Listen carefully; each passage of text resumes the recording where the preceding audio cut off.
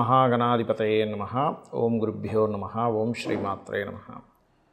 అరుణాం కరుణాతరంగితాక్షీం ధృతపాశాంకుశపుష్పబాణచాపాం అనిమాదిభిరావృతాం మయూకైః అహమిత్యేవ విభావయే భవానీం. శ్రీమాత్రే నమః.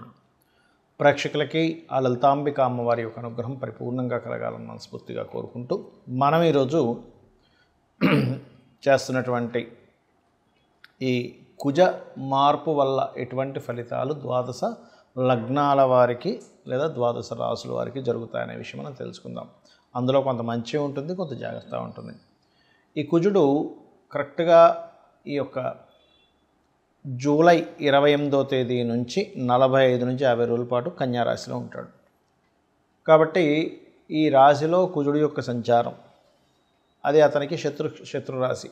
ఇలా శత్రురాశిలో ఉన్నప్పుడు ద్వాదశ లగ్నాల వారికి అద్భుతమైన యోగము ఉంటుంది, జాగ్రత్త ఉంటుంది. అయితే ఈ విషయాలు చెప్తుంది నేనైనప్పటికీ కూడా చెప్పిస్తుంది సాక్షాత్ లలిత అమ్మవారిగా భావిస్తూ ఒక్కొక్క లగ్నం గురించి మనం తెలుసుకుందాం. ధనుర్లగ్నము ధనస్సు రాశి. ధనస్సు వారికి కనుక చూసుకున్నట్లయితే ప్రధానంగా రాశి నుంచి దశమ స్థానంలో కుజుడు యొక్క సంచారము మరియు అదేవిధంగా ఈ నవగ్రహాల్లో అంటే ఈ ధనుర్లగ్నం వారికి సర్వసాధారణంగానే గురుత్వ లక్షణాలు గైడింగ్ చేయాలనేటువంటిది స్వహసిద్ధంగానే ఉంటుంది. అంటే న్యాచురల్గానే వాళ్ళకి ఆ యొక్క ఆలోచన విధానం కానివ్వండి, వాళ్ళ యొక్క అంటే వాళ్ళ ఒక్కోసారి చూడండి కొంతమందికి అది న్యాచురల్గా ఉండే గుణం అండి అంటుంటారు చూసారా. స్వసిద్ధంగా వచ్చేటువంటి కొన్ని లక్షణాలు ఉంటాయి.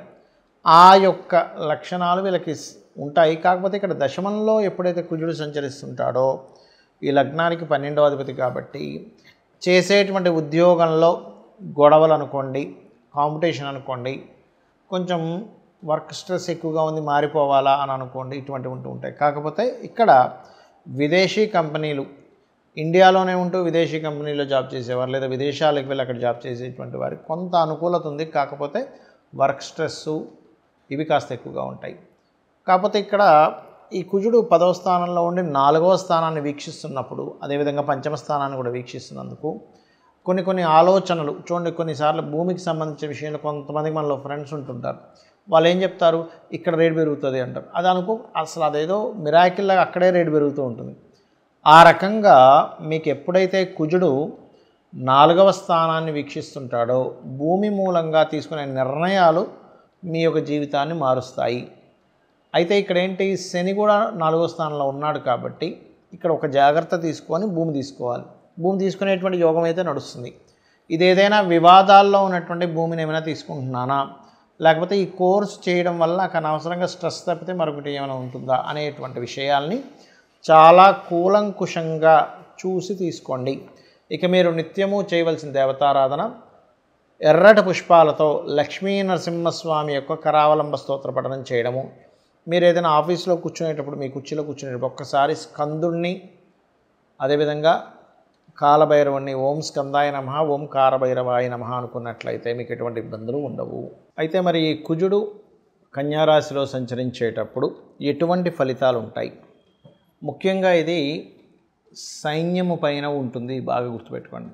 అంటే మన ఆర్మీ ఏదైతే ఉంటుందో, నేవీ ఏదైతే ఉంటుందో, అదేవిధంగా ఎయిర్ ఫోర్స్ డిపార్ట్మెంట్ ఏదైతే ఉంటుందో వారి విషయంలో లేదా సెక్యూరిటీ రిలేటెడ్ డిపార్ట్మెంట్ రిలేటెడ్ అటువంటి వారికి కాస్త ఛాలెంజింగ్గా ఉండేటువంటివి, సడన్గా వాళ్ళ మీద ఏదైనా అటాక్స్ జరగడము, లేనట్లయితే వాళ్ళు బాగా తిరుగుబాటు చేయడము, అంటే ఆర్మీ పోలీసు ఏదైనా ఈ వెపన్స్ పట్టుకొని అటాక్ చేసేటువంటి వారివి ఇలాంటి సంఘటనలు ఎక్కువగా ఉంటాయి మన యొక్క ఈ కుజుడు కన్యారాశిలో సంచరిస్తుండడం వల్ల.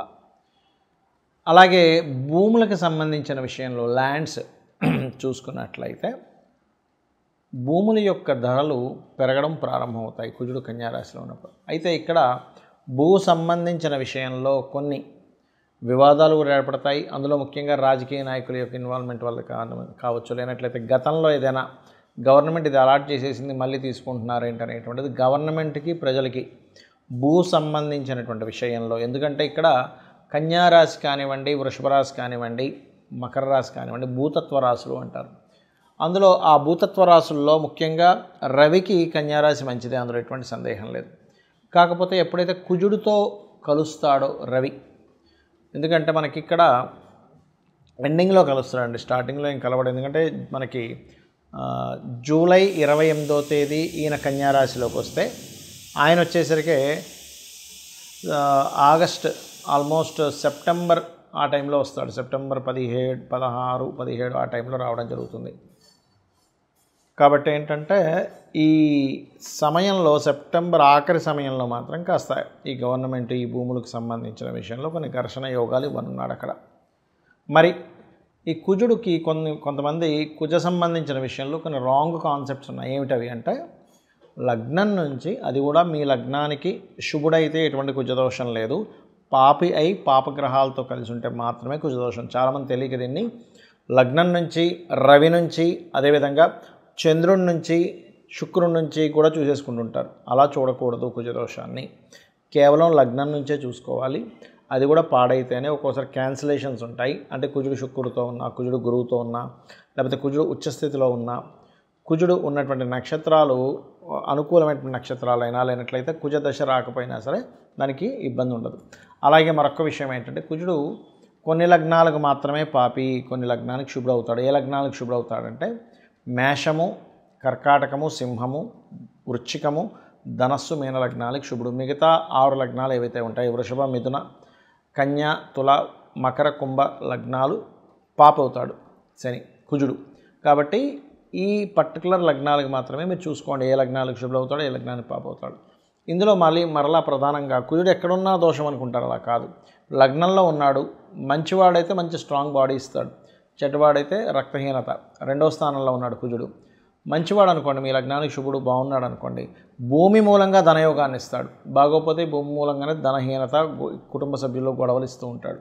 3వ స్థానంలో ఉన్నాడు, పరాక్రమ యోగం బాగుంటే, బాగోపోతే మీరు ఏం మాట్లాడినా గొడవలు అవుతూ ఉంటాయి. 4వ స్థానంలో బాగుంటే భూములు అద్భుతంగా సంపాదిస్తారు, కానీ బాగోపోతే భూములు పోగొట్టుకోవడం జరుగుతూ ఉంటుంది, భూములు ఎవరైనా కబ్జా చేయడం జరుగుతుంటుంది. అంటే ఇక్కడ ఏంటి, కుజుడు బాగున్నాడా బాగోలేడా, పాపి శుభుడు ఒక ఎత్తు అయితే బాగున్నాడా బాగోలేడా అనేటువంటి దాన్ని చూసుకోవాలి.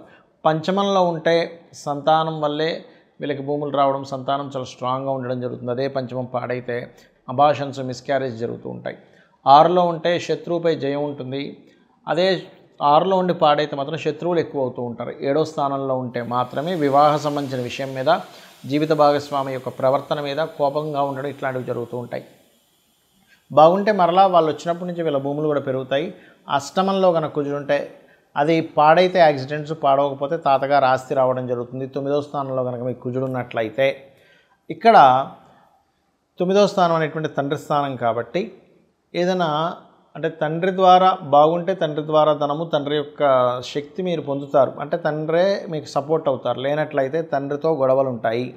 అదేవిధంగా లక్ష్మీ నరసింహస్వామి ఆరాధన ఇలాంటివి చేయడం వల్ల కూడా బాగుంటుంది 9లో కుజుడు ఉన్నప్పుడు. 10వ స్థానంలో కుజుంటే లీడర్ అవుతారు బాగుంటే కనుక, బాగోపోతే కనుక అదే కంపెనీలో అదే జాబ్లో వాళ్ళకి ఇబ్బందులు వస్తూ ఉంటాయి. 11లో ఉంటే రియల్ ఎస్టేట్, భూములు, మిషనరీస్ వల్ల లాభాలు ఉంటాయి, బాగోపోతే వాటికి రావాల్సిన లాభాలు ఆగిపోతూ ఉంటాయి. ఇప్పుడు 12వ స్థానంలో కుజుడు ఉంటాయి, వివాహ జీవితం తర్వాత గొడవలు ఉంటూ ఉంటాయి. అలాగే ఇన్వెస్ట్మెంట్ చేసేటప్పుడు కాస్త చూసుకొని చేయాలి. బాగుంటే భూమి మీద ఇన్వెస్ట్మెంట్ చేయడం వల్ల కోట్లకు కలిసి వస్తుంది, బాగోపోతే ఆ ఇన్వెస్ట్మెంట్ స్ట్రక్ అవుతాయి. కాబట్టి ఇక్కడ ఏంటి మీరు చూసుకోవాల్సింది, అసలు మీ లగ్నానికి కుజుడు శుభుడా కాదా, పాయింట్ నెంబర్ 1. శుభుడైతే బాగున్నాడా లేదా, పాయింట్ నెంబర్ 2. పాప అయితే ఎలా ఉన్నాడు, ఇవి చూసుకుంటూ కుజదోషం పోవాలి మీకు అంటే కనుక ఆంజనేయ స్వామి ఆరాధన, సుబ్రహ్మణ్యేశ్వర స్వామి ఆరాధన, కుజగ్రహానికి జపం చేయడము, గోవు క్యారెట్స్ కానీ బీట్రూట్స్ కానీ తినిపించడము, కుజగ్రహంతో పాటు శని రాహు గ్రహాల దగ్గర కూడా దీపారాధన చేసినట్లయితే అన్ని విధాలా మీకు బాగుంటుంది.